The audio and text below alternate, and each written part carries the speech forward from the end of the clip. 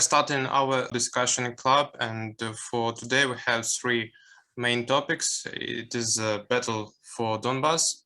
I think we should discuss on tactics of both sides and try to predict developments for the upcoming future.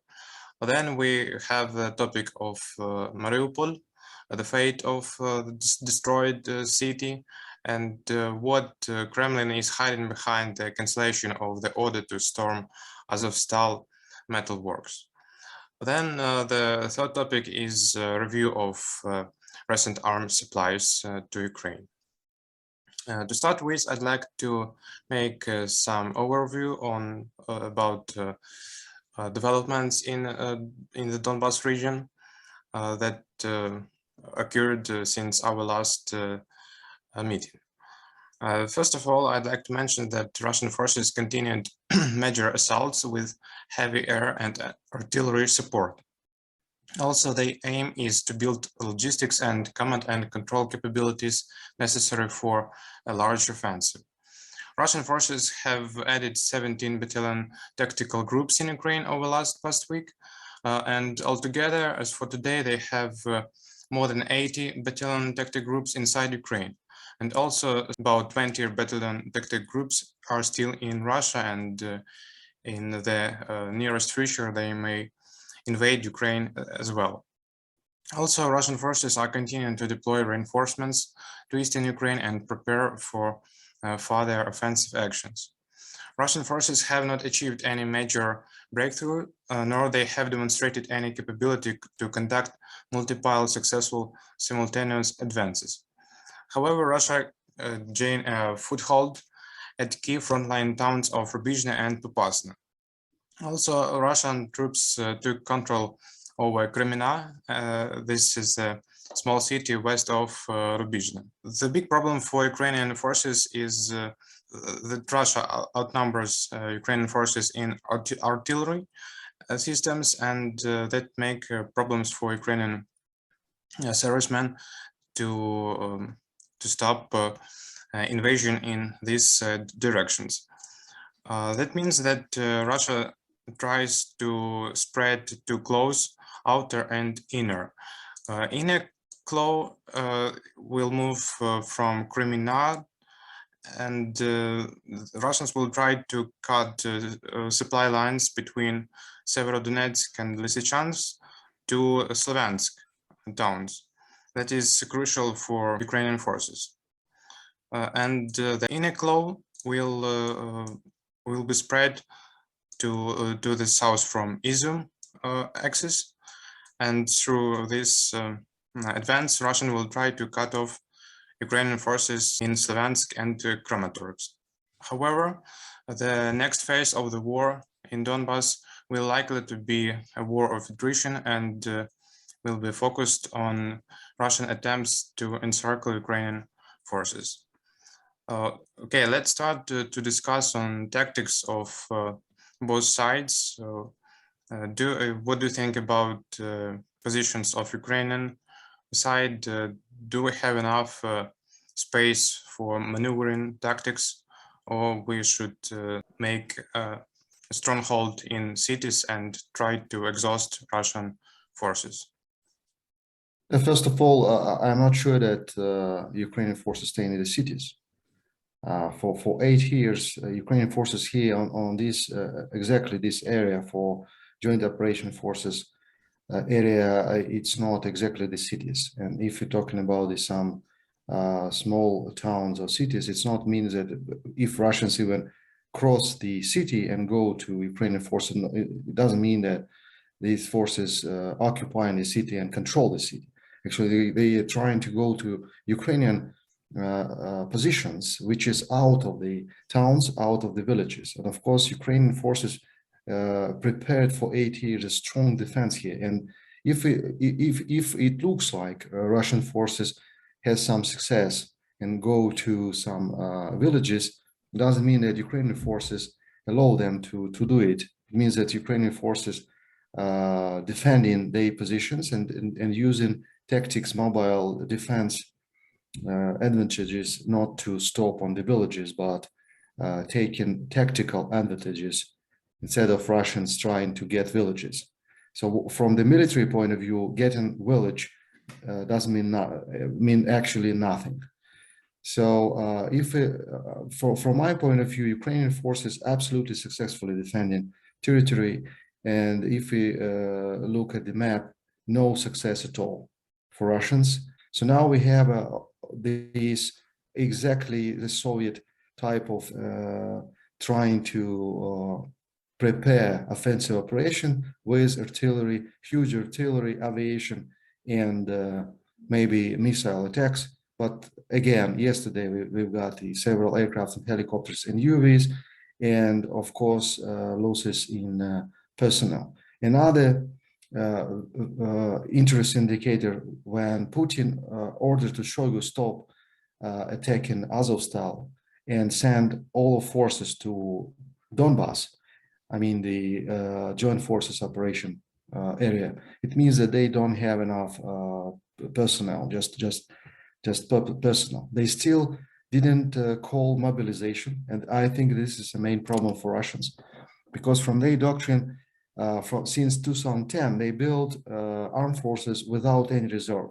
They prepared all of Russian forces. They prepared to conduct operations by their current units without any reserve and mobilization. And this is a huge problem for them.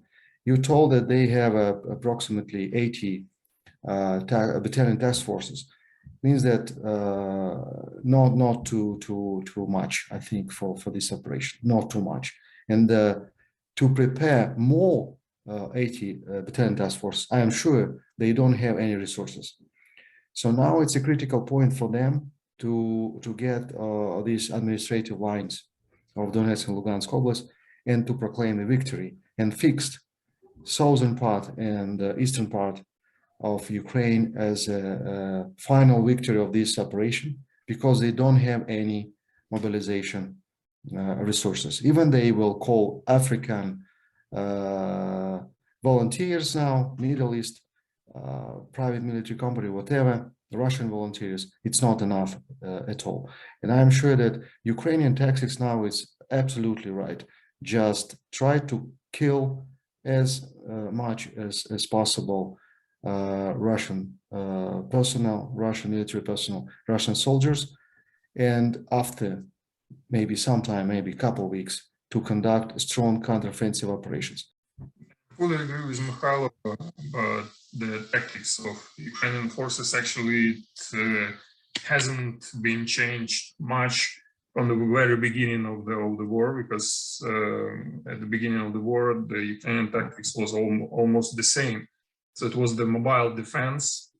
Nowadays, we see the same situation. Yes, it allows Russia to proclaim that they have the successes on the front, but these successes are tactical successes, and they don't give the Russians the advantage to conduct more successful and more full-scale offensive operation and to have the operational successes.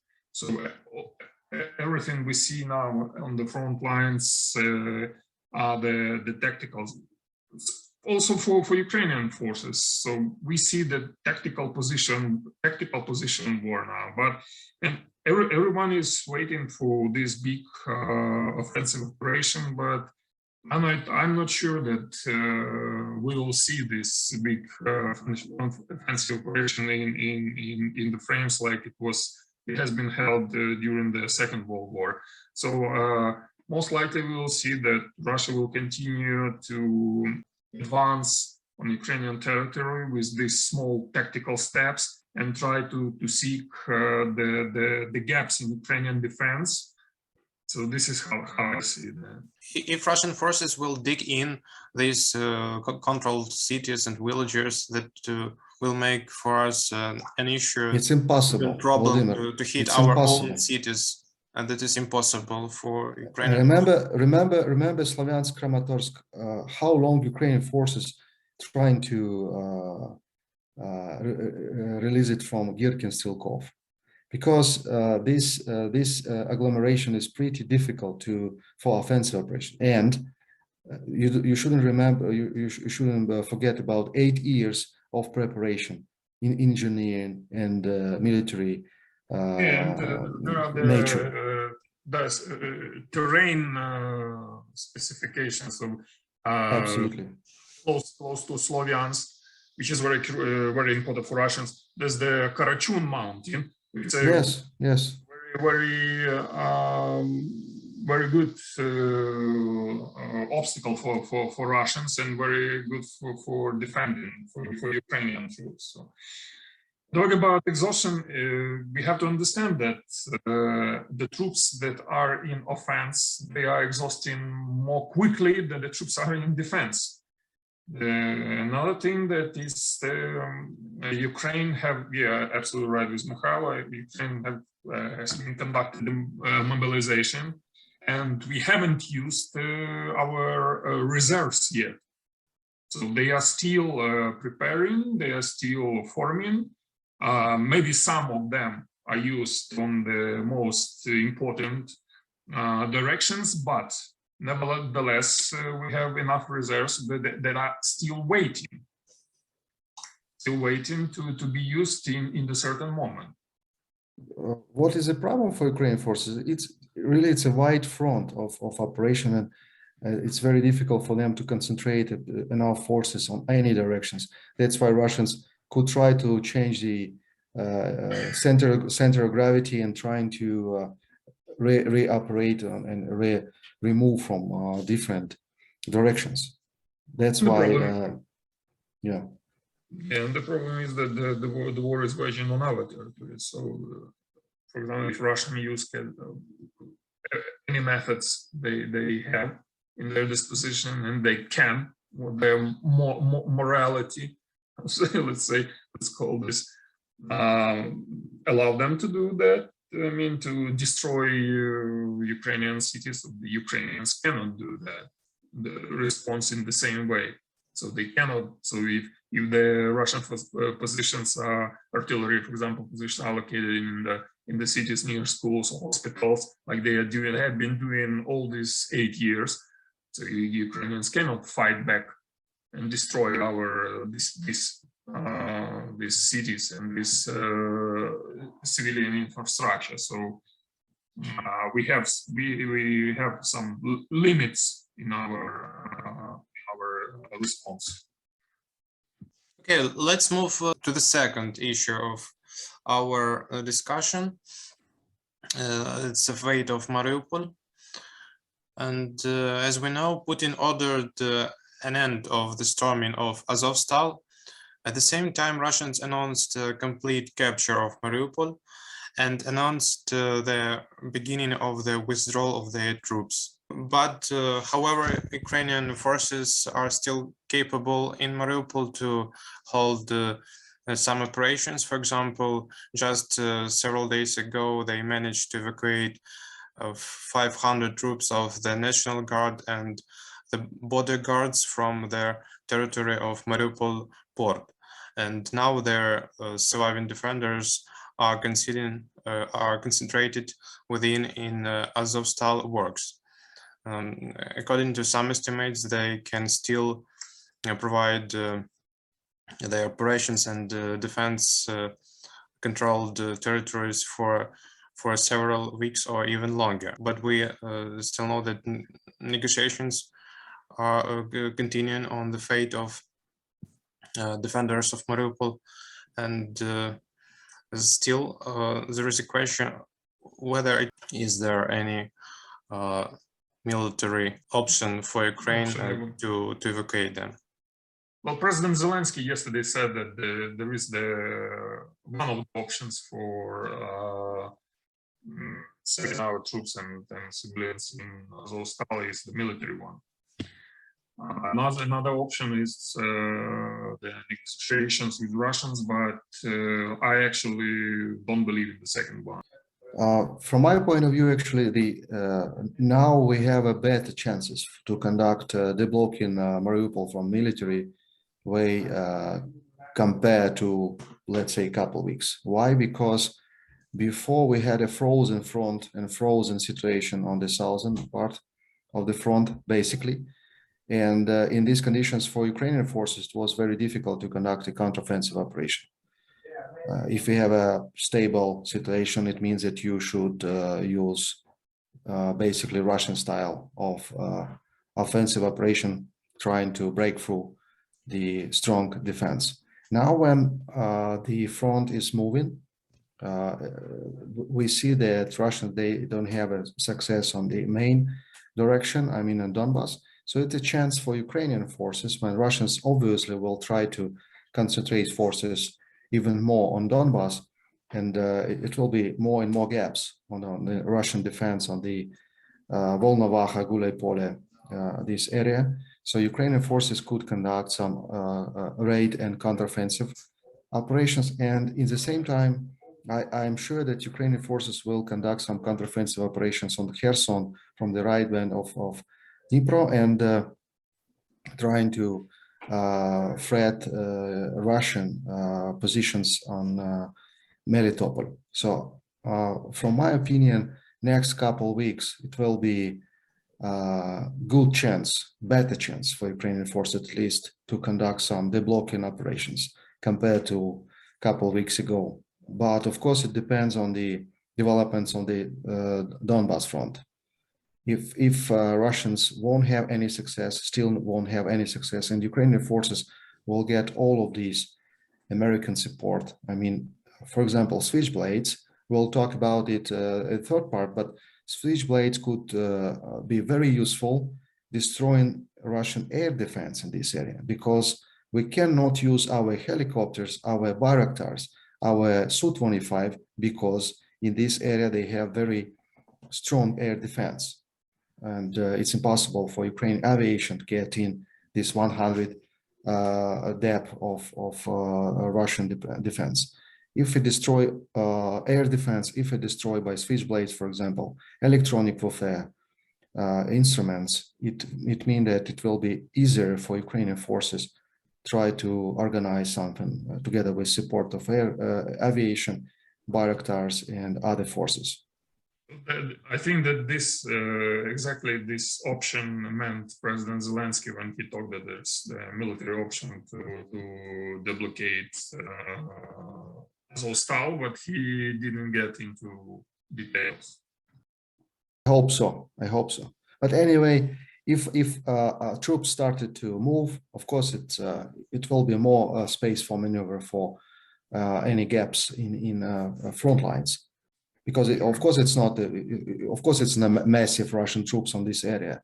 Some positions, but anyway on the main roads, many communications. Now, as I saw from the videos, majority of Russians from Mariupol yesterday joined to Donbas area troops. So it means that anyway it will be less troops on this direction, and Ukrainian forces could conduct. I'm sure that Ukrainian commands, they have all of information about it, and so we just could guess how the situation will develop. But anyway, of course, it's a very tough time for Ukrainian forces inside of Mariupol, inside of Azov Steel. And we understand, as we understand that now there are no or very few heavy armored troops, Russian troops in Mariupol. So there's light infantry there, some kind of this mobilized people from this occupied Donbas territories, so these mercenaries from Chechnya, these Kadyrov forces. So these are not heavy troops. So they're gonna be some kind of Ukrainian counteroffensive. So these are, I think, good conditions for us. And then, of course, there will be support from Azov Steel troops that are located there. So. But what do you think about the situation for Ukrainian defenses? I mean that after declaring a victory over Mariupol, it is not acceptable for Russia to throw bombs to continue shelling Azov Steel, because it is quite controversial. How can you achieve victory while you still have to bombard and to shell aviation bombs to Azov Steel regiments. It's absolutely okay for Russia. Everything Russia does and says is controversial, so it's okay. Don't worry about it. And I I think that the guys in Azov Steel, they realize that they don't relax. No, so they still continue to keep their position and still continue to fight. Of course, I think that Russians will try to use the factors of the civilians still live in Mariupol, still be in Mariupol. So they, even Azovstal, so they will try to press on Ukraine, press on international community that they will use the same tactics as they always do. They will use the civilians as the hostages. Yeah, they will say that Azov regiment keep hostages from civilians in Azovstal, and this is a terrorism, and where Russians will ask Ukrainian government to release these hostages, and of course they will try to defeat Ukrainian defenders in Azovstal by using these step-by-step tactics to get inside of the Azovstal and try to find more information, more coordinates, where exactly they stay in, and so on. I think that it should be nice, of course, if Ukrainian defenders have not enough, but still have some anti-tank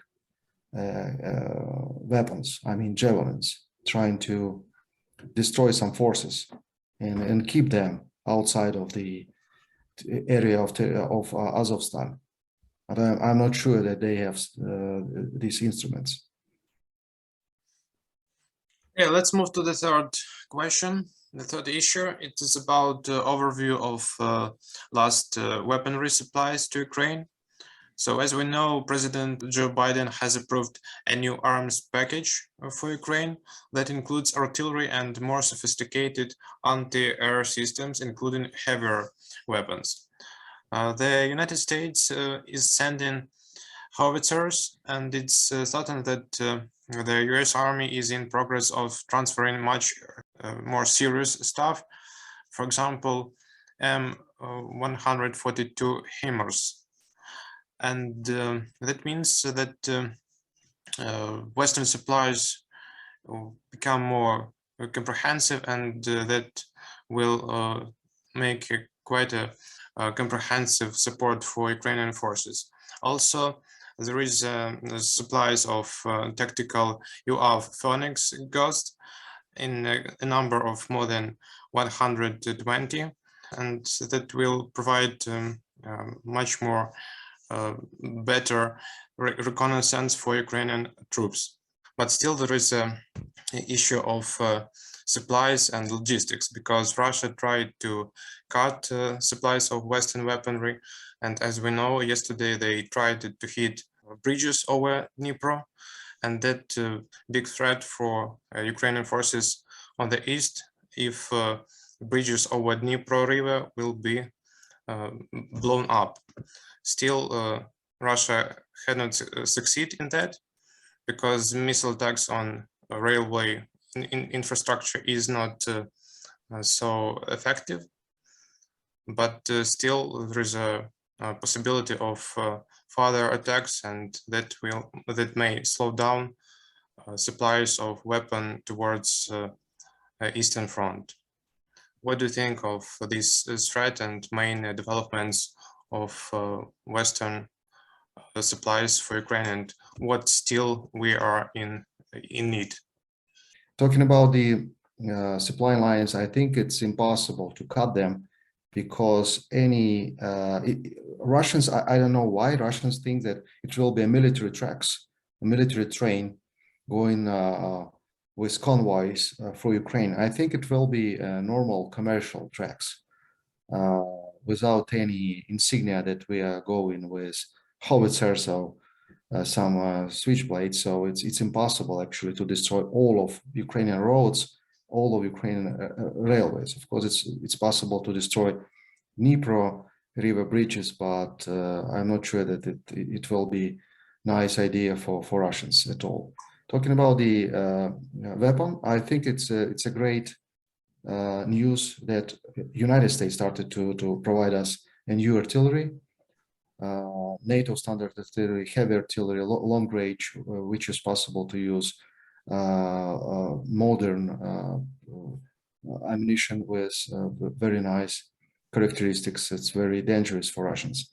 And I hope that this first step with towed artillery will continue with self-propelled artillery, because I think it's a little bit different type of systems. But anyway, it looks like, for example, Netherlands will provide us self-propelled artillery. From my opinion, it's should be several weeks for Ukrainian specialists to be a professional in using of this system. So I think the Germans say 2-3 weeks. Yeah, so I think that still we, as I saw in the media, that now like 50 Ukrainian artillerists, they training as instructors, and so in 2-3 weeks we will have instructors, Ukrainian instructors, which could train Ukrainian soldiers to be a specialist on American and German systems. So I think it's after 1 month we'll have enough specialists and enough artillery. So from this point of view, we still need 1 month to keep these Russian offensive operations. It's pretty long time, of course, but maybe these first 18 howitzers from the United States, which were arrived before, I think at least these 18 howitzers will be on the front line very soon. There are not so good and so pleasant things. I mean, recently there was information about how German Chancellor Mr. Scholz wanted to not allow the military assistance from Germany come to Ukraine. So in the end of February, the defense industry of Germany, they sent Scholz the long list of all the weapons that it can provide to Ukraine. And Scholz, he didn't share this list with the Ukrainian side.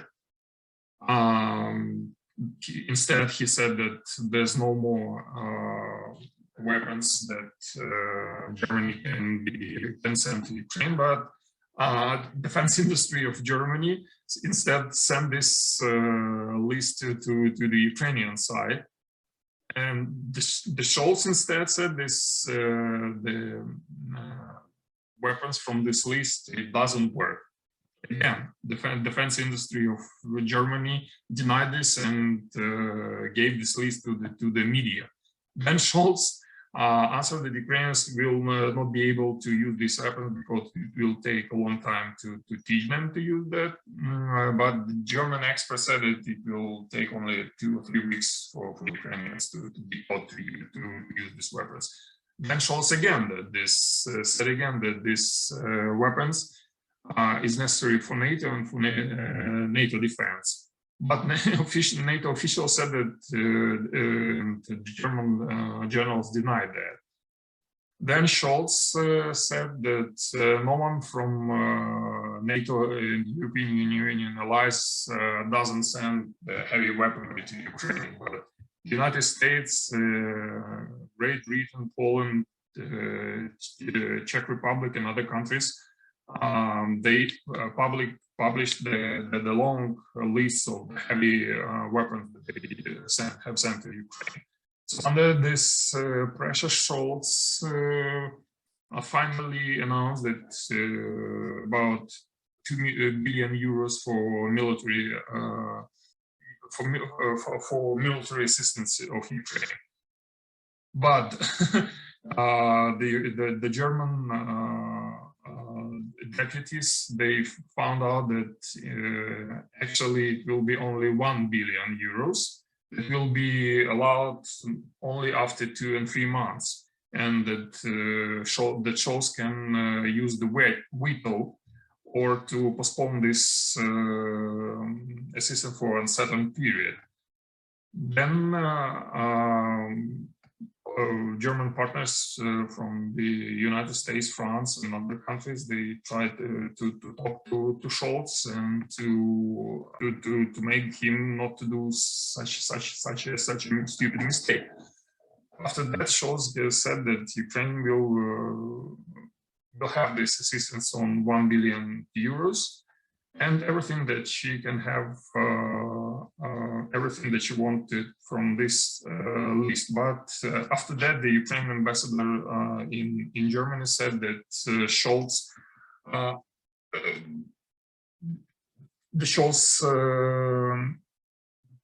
left only half of the Ukrainian, the things that Ukrainian required from Germany.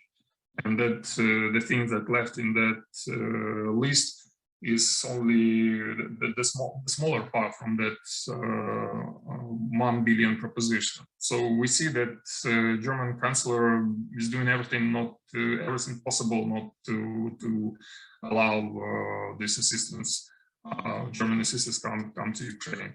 Another thing is the Minister of External Affairs, Dmytro Kuleba, has been in Sofia. He has been here for 3 days, asking the Bulgarian politicians to finally to give the military assistance to Ukraine.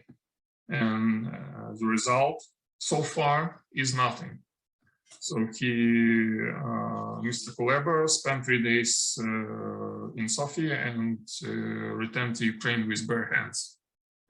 And as I know that the Bulgarian deputies will continue this to discuss the possibility of sending the military assistance to Ukraine after 10-day holidays, these Easter holidays. And the problem is that one of the the ruling coalition is the Bulgarian Socialist Party. The former Communist Party is very opposite to give this military assistance to Ukraine, and they are threatening the coalition that in case the parliament votes for military assistance to Ukraine, they will leave the coalition. So there's the threat of breaking up the ruling coalition and forming a new coalition or new elections. And nobody in Bulgaria wants the new elections, so that's a very, very tough situation here. So we see that among the NATO countries, still there are those who, for their own political or other reasons, that we can only guess what these reasons are, don't want to allow to help Ukraine to resist the Russian aggression. After all, after they have seen this massacre in Bucha, after Mariupol, still they justify here that it's if Bulgaria gives the weapons to Ukraine, Bulgaria then will be part of the conflict. So okay, we can talk about Moldova, for example, MiG-29, famous story about. Or we can talk about Hungary with absolutely crazy anti-Ukrainian position. I think that very soon these countries will be on very, very bad positions, I would say, because anyway, Ukraine will win, and everybody who was on the wrong side will ask Ukraine to forgive, but we will remember everything. And of course, for example, compared to Moldova, I heard, I'm not sure that it's already a decision that Romania is going to transfer to Ukraine MiG-21, all of the fleet of the MiG-21 instead of the MiG-16, F-16, of course. It could be pretty interesting because MiG-21, it's old aircraft, but with Israeli modernization, what this fleet got, it could be pretty good. I think a fast aircraft, and to have some part of the sky to protect Ukraine. So even compare Romania with MiG-21 and absolutely destroyed MiG-29 in Moldova. It's very difficult to define position of our Moldovan friends. What they are thinking about it, what the forecast they are doing if they think that Russians will win in this war. And of course, the small Moldova will say that we are very good guys, so you shouldn't punish us, that we support Ukraine. Those countries like Moldova or here in Bulgaria, I said that I heard during the address of the Bulgarian Ministry of Foreign Affairs after the meeting with Kuleba, she said that Bulgaria is a small country. She stressed on Bulgaria is a small country, so you have to understand us because we are a small country. We can do such things like, for example, other leaders of the European, like Germany, France, or the United States. Yes, but there is another small country, Estonia, which gave the biggest military assistance to Ukraine among all the NATO members, comparing to its GDP. so absolutely, it's not a case of the size; it's case of the will. Absolutely. So we may conclude that the issue of providing weaponry to Ukraine becomes more and more an issue of internal policy among European countries. Sure. And that even make this issue more comprehensive because many. But at the same time, more global, more global issue. Sure. I would say that some of the politicians they still believe that Russia will win, and they think that okay, Russia will win, and we will have somehow to make relations with Russia after that. So we have now to be very, very not very active, I would say. So this is one of the reasons why they are so passive in the assistance and blocking the military assistance to Ukraine.